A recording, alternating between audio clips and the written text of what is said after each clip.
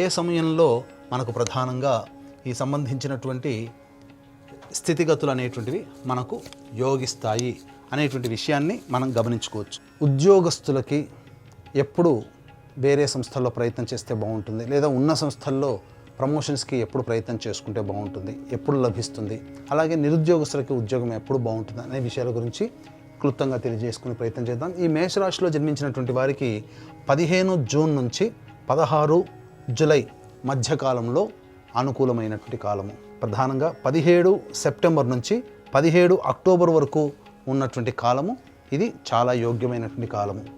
ఇక 14 జనవరి నుంచి 13 ఫిబ్రవరి వరకు ఉన్నటువంటి కాలము చాలా అనుకూలమైనటువంటి కాలంగా చెప్పవచ్చు.